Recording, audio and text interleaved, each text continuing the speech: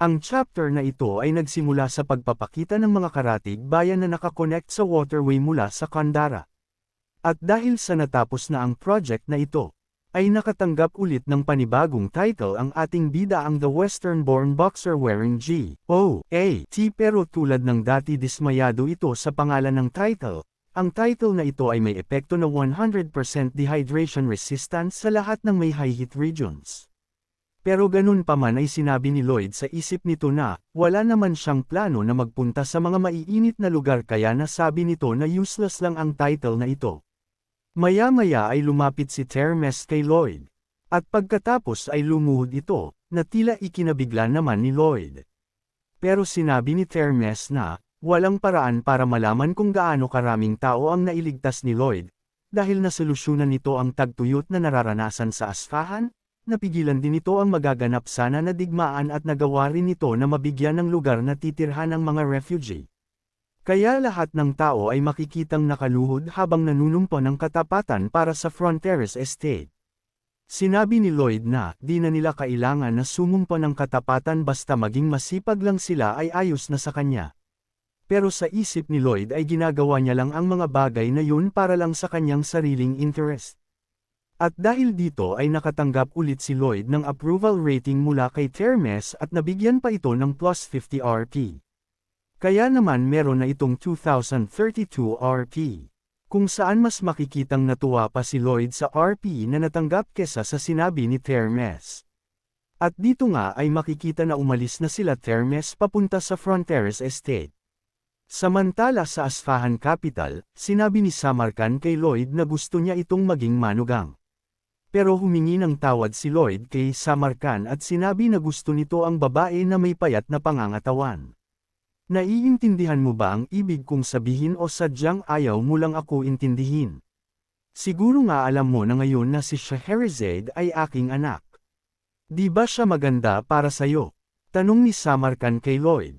Sinabi ni Lloyd na, mas mahalaga ang nararamdaman ni Princess Scheherazade kesa sa nararamdaman niya na isang mababang nilalang, pagpapakumbaba ni Lloyd.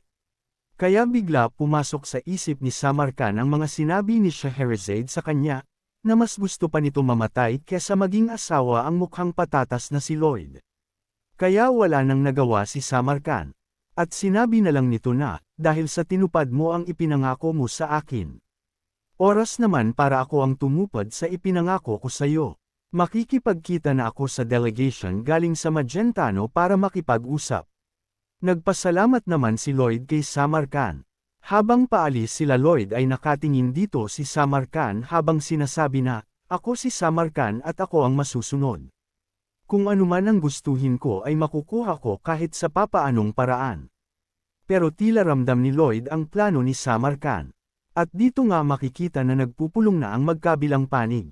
Di makapaniwala si Count Ventura at sinabi sa isip nito na, nagawa ni Lloyd na mapapante si Samarkand para sa pakikipagnegosasyon na kanilang gagawin.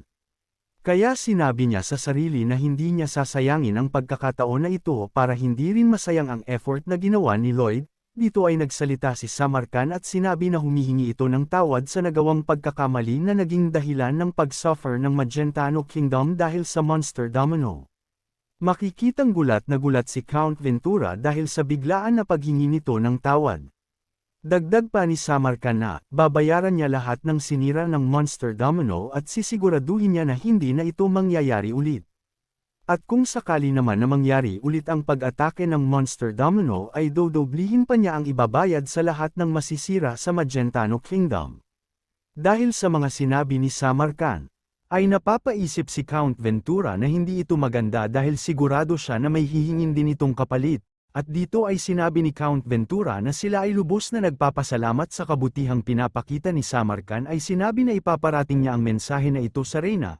Pero di pa natatapos magsalita si Count Ventura ay nagsalita si Samarkand at sinabi na ang gusto niyang kapalit ay si Lloyd. Ibigay nila si Lloyd sa kanya at iwan dito sa Asfahan. Dito ay sinabi ni Count Ventura kay Lloyd na gusto ni Samarkand na maiwan si Lloyd dito. Kaya tinanong ni Lloyd si Count Ventura kung ano ang isinagot nito. At dito ay tila nahihiya si Count Ventura at sinabi nito na, siya ay pumayag na maiwan si Lloyd dito. Kaya naman makikita na parang iiyak ang pangit nating bida. Kaya biglang natarante si Count Ventura at sinabi nito na maraming kapalit ang matatanggap ng kanilang kingdom at sinabi na kahit saan naman mapunta si Lloyd ay magiging maganda pa rin naman ang buhay nito dahil sobrang talented ito. Pero si Lloyd ay nakangiti na sinabi na, ayos lang. Maganda ang ginawa mo Count Ventura. Kaya napatigil si Count Ventura at tila naguguluhan sa sinabi ni Lloyd. Sabay labas ng malademonyong mukha ng ating bida habang sinasabi na tamang-tama ang ginawa ni Count Ventura. Samantala si Samarkan naman ay nag-iisip na ng ipapagawa kay Lloyd, ano kaya ang una kong ipapagawa sa kanya? Mga daan at pagpapalawak ng waterway, sanitation facility ba? O palawakin ko muna ang palasyo? Pero habang nagmumuni-muni si Samarkan ay dumating naman ang tauhan nito. Kaya napatanong si Samarkan kung bakit ito lang ang dumating dahil iniutos pala ng sultan na isama si Lloyd sa palasyo. Pero sinabi ng tauhan nito na, sinabi ni Lloyd sa kanya na pupunta ito sa syudad para puksain ang mga sandworm. Makikita na pinagpawisan ang sultan at tila nagulat sa narinig. At pagkatapos ay ipinakita ang sobrang laking sandstorm na kung tawagin ay desert predator. Pero joke lang pala, dahil sobrang liit lang pala nito at makikita na nasa harap ito ni Lloyd. At dito ay makikita na gamit ang pala ng ating bida ay gumamit ito ng mana blast. Na nagresulta sa malakas na pagsabog. Ginamit din ito si Pudong para atakihin ang sandworm. At pagkatapos ay inutusan si Javier na tapusin na ang buhay ng sandworm kung saan nagpakawala si Javier ng napakalaking aura sword. Pagkatapos ng mga atake na ginawa nila ay sinabi ni Lloyd na, aba napakatibay mo namang bulate ka, etong sayo. At pinagtatadtad ni Lloyd ng atake ang kawawang bulate. Makikita na pinapanood ito ni Samarkan habang walang awan na pinapaslang ni Lloyd ang walang laban na bulate. Makikita na dismayado ang sultan at tila naiisip na siraulo talaga si Lloyd. Pagkakita ni Lloyd sa sultan ay ngumiti pa ito na parang sinasabi na, ayos ba tayo dyan? Haha, kaya sinabi na lang ni sultan na, sabihin kay Count Ventura na isama na lang din nila ang baliw na si Lloyd. Samantala isang gabi, ay iniisip pa rin ni Samarkan ang mga maaaring magawa ni Lloyd para sa kanilang bayan, pero naisip niya na tama pa rin ang desisyon niya na hayaan na lang ito na bumalik sa Magentano. Pero hindi na nito maaaring bawiin ang mga nasabi nito sa kasunduan nila ni Count Ventura. Pinuproblema din ni Samarkan kung paano niya mababayaran ang mga bill na galing sa Padas Shore. At napapatanong din ito kung bakit napakamahal ng construction ni Lloyd. Hanggang sa mapagtanto nito na nabudol siya ni Lloyd kaya tila humiwalay ang kaluluwa nito. Pagkatapos ay biglang pumasok ang tauhan nito at sinabi na mayroon silang problema. Ano yun? Tanong ni Samarkan. Sinabi ng tauhan nito na ang Padas Shore ay dala-dala pa rin ni Lloyd. Di na nakapagsalita si Samarkan. Nang may biglang pumasok ulit na tauhan at sinabi na may emergency itong ibabalita. Ano yun? Tanong ulit ni Samarkan. Sinabi ng tauhan nito na, si Scheherazade ay lumayas at nag-iwan ng note na marami itong gusto matutunan kay Lloyd at sinabi na wag na nila itong hanapin. Kaya naman bigla na lang napayuko si Samarkan.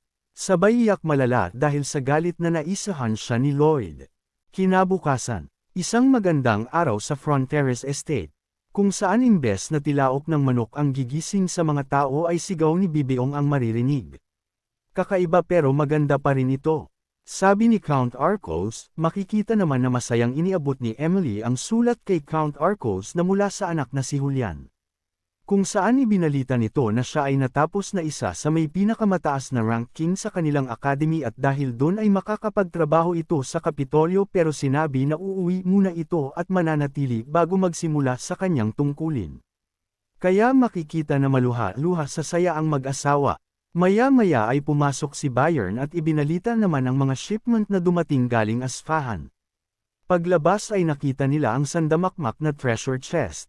Habang tinitingnan ng nanay ni Lloyd ang mga alahas ay manghang-mangha ito dahil sa bibihira ang mga ito. Makikitang masayang-masaya ito, pero nagmalaloy din ito at sinabi na pwede nila ibenta ang mga alahas na ito sa mahal na halaga. Nakangiti naman na sinabi ni Count Arcos na, "Oo, ibenta natin yan sa mahal na halaga." Pero nasabi sa isip ni Baron na medyo kakaiba na rin pati ang kanyang asawa, pero kahit ganun siya ay masaya pa rin. Masayang naglakad-lakad ang mag-asawa at lahat ng madaanan nila ay bumabati sa kanila, mga normal na villagers, at maging ang mga maskulados na mga ogre.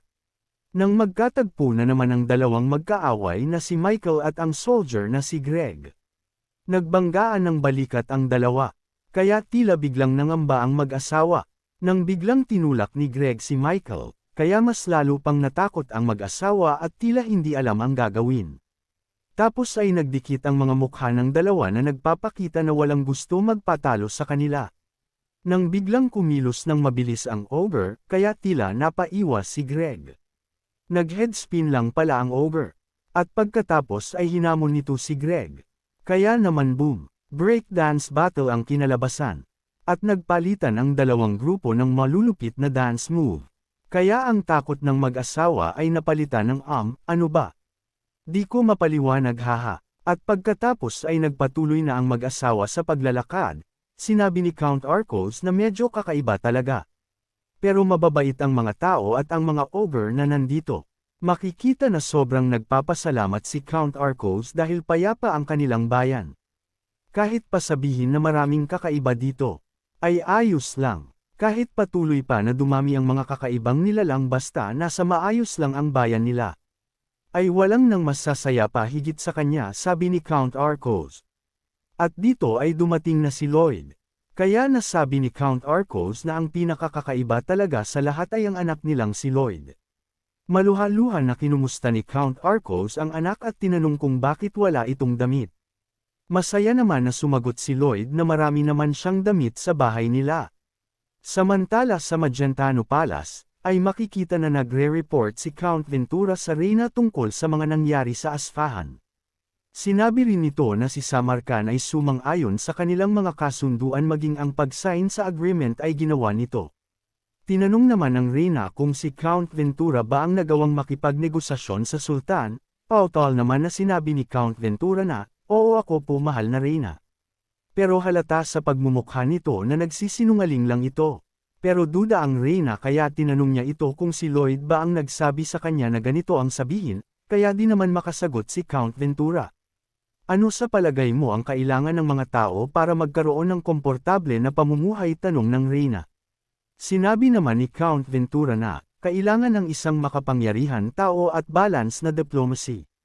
Pero sinabi ng Reyna na ang kailangan lang nila ay isang tao na may kakayahan na magpagal para sa kanila, isang tao na kayang magtrabaho ng sagad sa buto. Kaya nasabi na lang ni Count Ventura na, pasensya ka na Master Lloyd, pero i-consider mo na patay ang sarili mo mula ngayon. Dito ay sinabi sa isip ng Reyna na, kahit nagkasundo na ang dalawang bansa, ang Asfahan at Magentano ay matagal na naging magkalaban, kaya kakailanganin pa nila ng mahabang panahon para magkaroon ng tiwala sa isa't isa. Samantala dito ay makikita si Scheherazade na di makapaniwala sa mga nakikita sa Fronteras Estate. At sinabi na ito pala ang klase ng lugar kung saan nakatira si Lloyd. At nanggigil ito habang sinasabi na, kukunin ko iyon sa kanya. Dito habang naggagardening si Count Arcos ay nilapitan ito ni Scheherazade.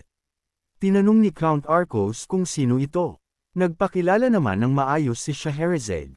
Kaya tila nagulat si Count Arcos at tinanong kung bakit ito napunta sa kanilang bayan. Sinabi naman ni Scheherazade na kailangan niya makipagkita kay Lloyd. Tinanong ulit ito ni Count Arcos kung bakit niya kailangan makipagkita kay Lloyd, inutusan ba ito ng kanyang ama. Pero napayuko si Scheherazade at sinabi na kailangan niya si Lloyd para makatulog sa gabi. Kaya biglang nagulat si Count Arcos, at sinabi sa isip nito na, ito na ang pinaka-hindi kapani-paniwalang pangyayari na nagawa ni Lloyd. Samantala dito ay makikita si Lloyd na natutulog, pero pagdilat nito ay nagtataka siya kung bakit parang nasa ibang dimensyon ito. Bakit napakadilim? Anong klaseng lugar ba ito?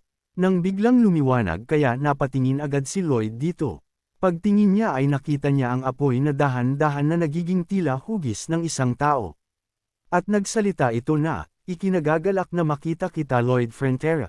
Ay hindi, Suho Kim pala, sabi nito habang nakatingin sa ating bida. Kaya napalunok laway si Lloyd at sinabi sa isip na, tama. Ito ay panaginip, isang panaginip lang. Pero bakit pakiramdam ko parang totoo ito? Tinanong ni Lloyd kung sino ang nagsasalitang ito. Sumagot naman ang tao na nasa loob ng apoy at sinabi na siya ang hari ng impyerno na si Helcaros. Kaya sinabi ni Lloyd na, hindi niya inaasahan na makakausap niya ito. Pero sa isip ni Lloyd na dahil sa pang-aasar ng messenger sa kanya ay napanaginipan niya tuloy ang hari ng impyerno. Pero dito ay tumatawa lang si Helcaros at sinabi kay Lloyd na, ang itsura ni Lloyd ay puno ng confidence. Akala mo ba nananaginip ka lang, sabi nito? Pero sinabi ni Lloyd na, wala siyang pakialam kung panaginip ito o hindi, dahil hindi niya naman iniisip na nandito si Helcaros para saktan siya. Kaya wala siyang dapat na ikatakot. Sinabi ni Helcaros na nagugustuhan niya si Lloyd dahil sa palagay nito ay bagay na bagay si Lloyd para sa impyerno. Isa ba yang compliment? Pero ang pangarap ko lang ay mabuhay ng tahimik sa middle class life na maraming pera, sabi ni Lloyd. Dito ay tinanong ni Helcaros si Lloyd kung gusto na nito na sumama sa kanya sa impyerno. Kung saan dito ay makikita natin na may mga ugat na pumupulupot sa ating bida. Nang magsalita ang messenger at sinabi na wag nila masyadong takutin si Lloyd. Kaya napasabi si Helcaros sa messenger na bakit ka nangingialam. Sumagot naman ito na maraming pa silang magagawa at gustong makita. Kaya sinabi ni Helcaros na sige. Maglaro tayo ayon sa rules na napagkasunduan natin, sabay dahan-dahan na umalis at tuluyan na naglaho. At dito ay makikita na pawisan na nagising si Lloyd at tila natatakot ito. Nasabi nito na mainit ang kanyang mukha, kaya hindi iyon panaginip, pero nagtataka ito sa mga naging usapan, kung sino ang huling nagsalita. At yung humadlang sa ginagawa ni Helcaros. At kung ano yung rules na pinag-uusapan ng dalawa. Pero maya-maya ay kumatok sa kwarto nito si Javier. Tinanong ni Javier kung bakit ito pawisan. Pero sinabi lang ni Lloyd na mainit lang daw ang panahon. Saka tinanong si Javier kung ano ang sasabihin nito. Sinabi ni Javier na meron itong bisita na galing pa sa malayong lugar at nais siya nito na makausap. Tila napaisip si Lloyd. Pero mukhang alam na nito kung sino ang tinutukoy ni Javier, halata naman sa pagmumukha ng ating bida. Pero dito ay sinabi pa rin ni Javier kung hindi ba itatanong ni Lloyd kung sino ang tao na naghahanap sa kanya, pero sinabi niya na hindi na kailangan. Sinabi ni Lloyd na si Scheherazade ang tao na iyon. Kaya sinabi ni Javier kung inaasahan niya ba talaga ang pagdating nito. Sinabi ni Lloyd na, syempre, walang ibang dahilan kung bakit siya pumunta dito. At nakangisi na sinabi na dahil iyon sa kanyang lullaby dahil ito ang tanging gamot para sa masarap na pagtulog. At dito nga ay sinabi ni Scheherazade na ang lullaby lang ni Lloyd ang kailangan niya, kaya siya nandito. Pero sinabi ni Lloyd na hindi ito libre. Sinabi naman ni Scheherazade na magbabayad ito, pero sinabi ni Lloyd na marami na siyang pera. Kaya tila inis na nakatingin ito kay Lloyd. Nang biglang naglabas si Lloyd ng kontrata. Sinabi ni Lloyd na pirmahan niya lang ang kontratang ito at ibibigay ni Lloyd ang gusto ni Scheherazade. Makikita naman si Javier na may masamang kutob habang nakatingin sa kontratang iyon. Habang binabasa ni Scheherazade ang kontrata ay makikitang galit na galit ito. Dahil nakasaad sa kontrata na 5 taon ay kailangan nito magtrabaho sa Frontiers Estate. Pero ang record ng lullaby na hinihingi nito ay ibibigay pa lamang kapag natapos na ang 5 taon na pagtatrabaho nito. Sinabi ni Scheherazade na hindi katanggap-tanggap ang kontratang ito. Kaya sinabi ni Lloyd na kung ayaw niya ay maaari na itong umalis at wag na siyang abalahin pa. Makikitang galit na si Scheherazade habang si Lloyd naman ay di na iniintindi ang sinasabi ng dalaga. At dahil doon nakatikim na naman ang humahagupit na kamao ang mukhang patatas ng ating bida. At pagkatapos ay sabay alis naman ni Scheherazade. Paglabas sa palasyo ay makikita na di pa rin nawawala ang galit nito kay Lloyd. Pero bigla itong napahinto at sinabi sa sarili na kung mananatili siya dito ay magiging maganda kaya para sa kanya. Dahil dito ay maaari siyang maging isang ganap na swordmaster, na kung saan magiging proud si Samarkand sa kanya. Pero tila naliligaw ito, pero nagpatuloy pa rin siya sa paglakad. Habang naglalakad ay may napansin siya na nakapagpalaki sa mga mata nito. Kung saan dito ay makikitang nakaupo si Julian. At hanggang dito na lang muna tayo mga idol. Sana ay mag-like at mag-comment na rin kayo dyan sa ibaba. Paki-share na rin sa mga kaibigan nyo para mas marami mas masaya. Maraming salamat sa patuloy na pagsuporta mga idol. Not to skip ads. Hahaha. Nga pala pag umabot ng 1,000 like ang video na ito automatic shoutout lahat ng nasa comment section.